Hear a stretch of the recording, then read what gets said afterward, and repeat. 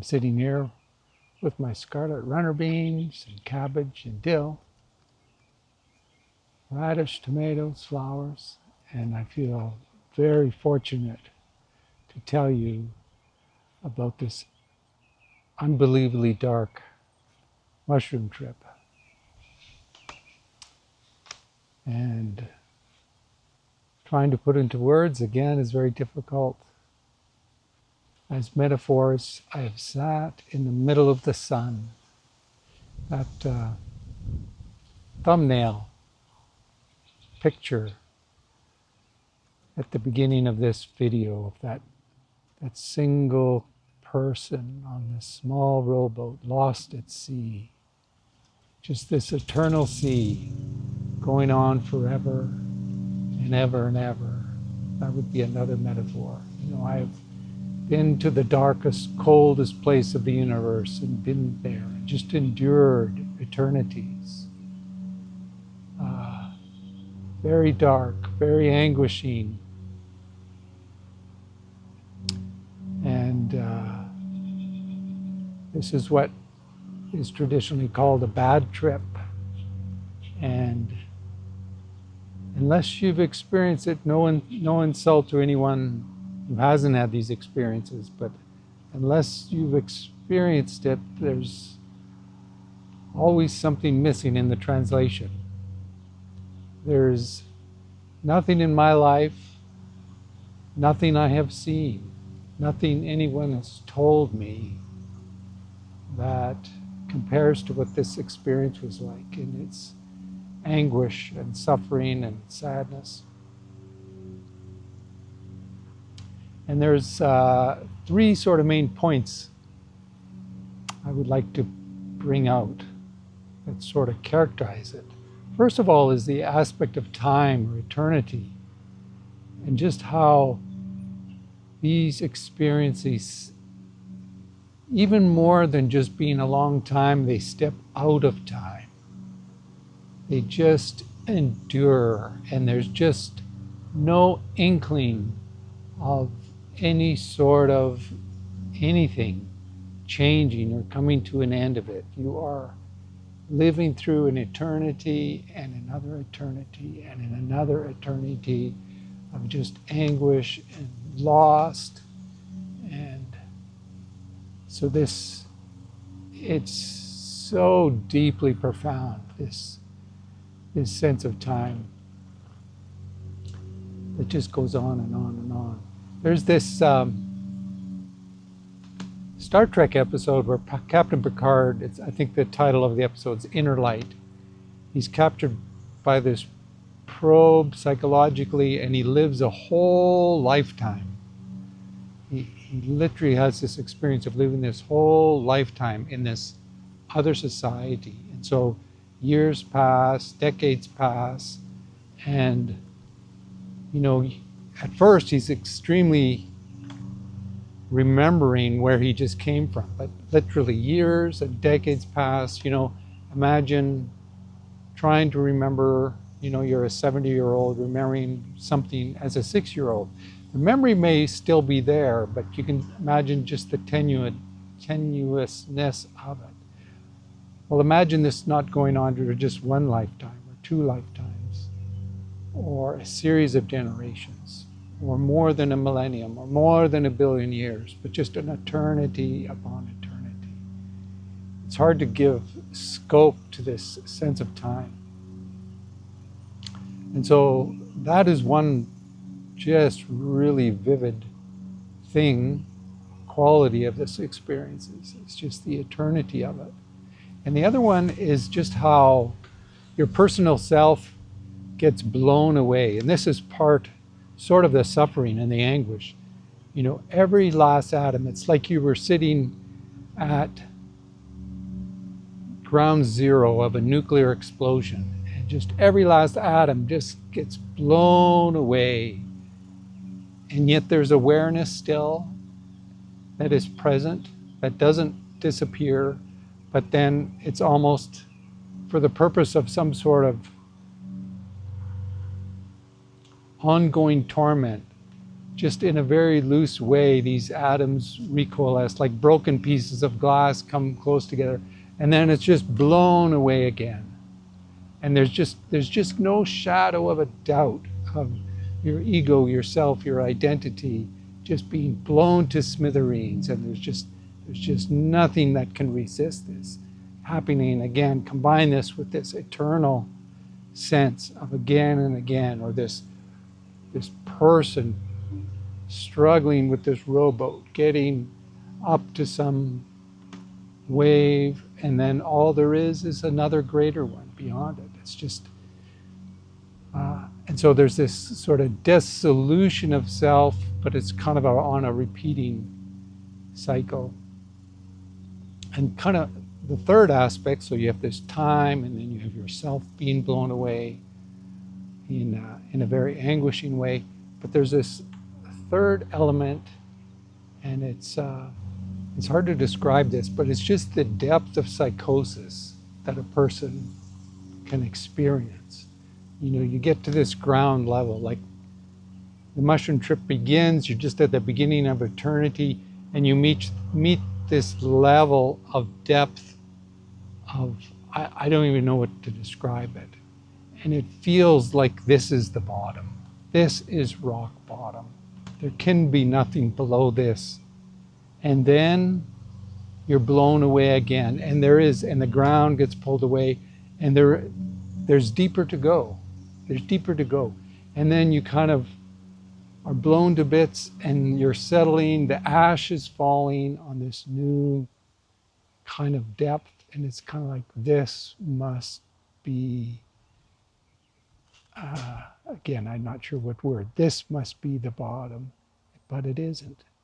And you're blown away again, and there's just this repeating pattern. And so there's just the depth of this psychosis. There's no reality testing whatsoever. There's no something to compare. There's no sort of anything to hang on to. It's just an anguishing cycle. And there's not even a kind of a contrast of good or bad or whatever. It's just all that there is this,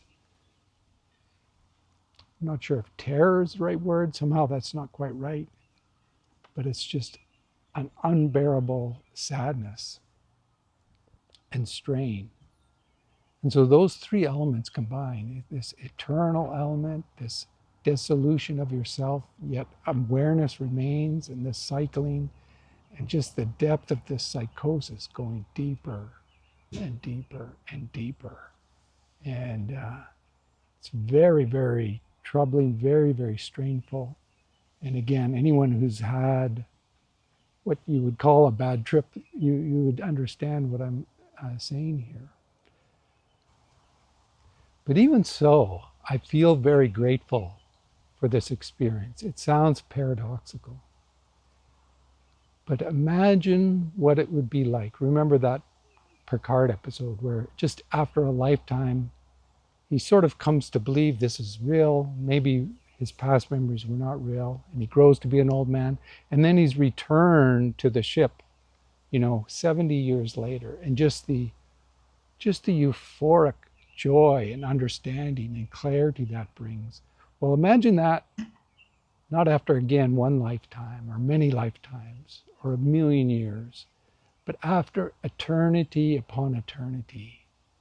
And then suddenly eternity comes to an end. Like this, does this make any sense? Does this make any sense? Eternity comes to an end, and suddenly the daylight starts breaking in.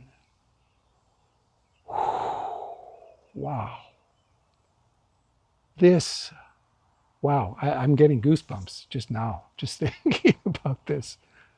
What a rush. I don't expect to ever experience anything like that again. But it's sort of a gift too, this having gone through this ordeal and the eternity coming to an end. And what a liberation, what a relief. And on the psyche, such a calming such a calming. You can just, I can just sit here, listen to these birds and sit in this garden, and it's like, there's nothing beats this. I've been through the worst of the worst. What can touch me now? People can judge me, people could misunderstand me. People can say, hey, you should be this, you should think this, you should believe this. It's kind of like, okay, that's cool, that's cool. There's just a real groundedness having gone through something like that. And the whole dial of the seriousness of life. I still care and I still work hard for things, and I still care about injustice and suffering and things like this. But there's a sense where that addictive grasping is let go. And being let go of the grip of anything, it's liberating. And this experience, this dark night, this eternal darkness, having come through that and seeing eternity come to an end and coming back to here, it just dials down the seriousness of myself. And again, don't take it in the wrong way. I still very much care, but there's no pattern in the mind that grips the mind in that addictive manner. That, I'm not sure how to describe it, but it's an extremely profound thing. And it's the eternity come to end. This has just stuck with me and it rings with me. Even eternities come to an end. There is nothing, even my life, it translates, it comes to an end, and there's nothing to get hung up about it, Just in a few minutes or two, this video will come to the end, and we will go on. Perhaps even you watching this now, and I have already passed on. It's, nothing's broken. It's okay. And, work remains, puzzles remains, suffering remains, injustice, disease. There's still many troubled bad actors inflicting suffering on one another. This is part of the capacity of the human creature. I'm not downplaying any of that. Not downplaying any of that. There's a capacity of mind to meet with the experiences of life just as they are. Plainly. You don't need some grand thing to figure it out. You just trust yourself, trust the universe,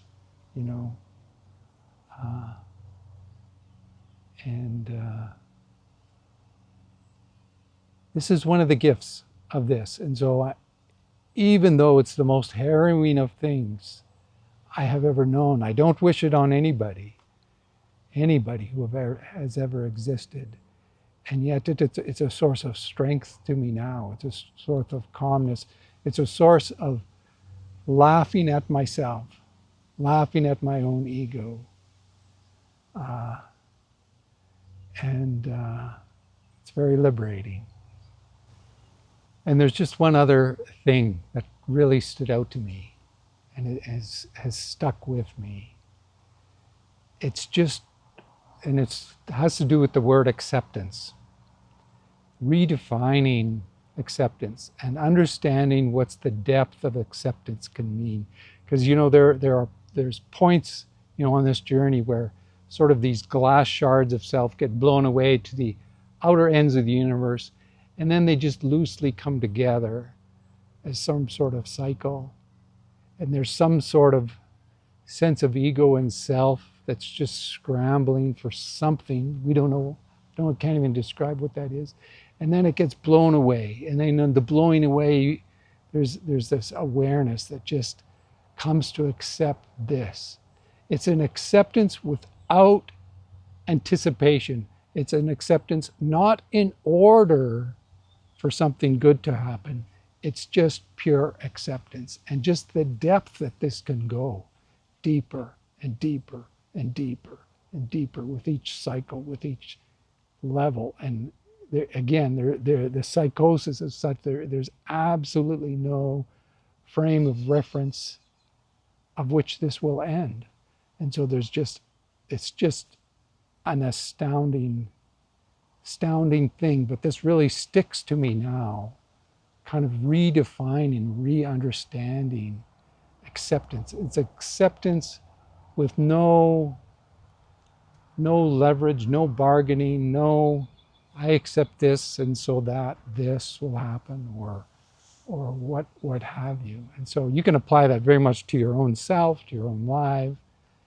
And it too, in as much as I'm trying to describe it, it is very liberating in that there's no condition to life. There's no, you wake up in the morning, there's no guarantees, there's no conditions. You just get on with things. And it's a very free way to be. It's a very free way to be. Again, it doesn't guarantee the erasing of any puzzle, the erasing of any someone who doesn't understand you, the erasing of any pain. These things are still here, but there's sort of a clear scene about them and a liberation about them. And anyway, I feel very blessed to have had this experience of eternal darkness. And if anyone's thinking of taking mushrooms, this is a possibility to be on the table. I don't wish it upon you, strangely. Even though I take these good things from it, I don't want to downplay that. I could sit here for hours explaining how just lost and horrible the circumstance was. And I wouldn't have talked long enough. So that's just a little bit of a warning. As always, these stories, they're not advertisements or prescriptions or predictions of what might happen. But these are my stories, and I hope you take some either little bit of knowledge or enlightenment or entertainment out of them. It's very much edifying to me to share them and reshare them and articulate them. And I feel very, very fortunate.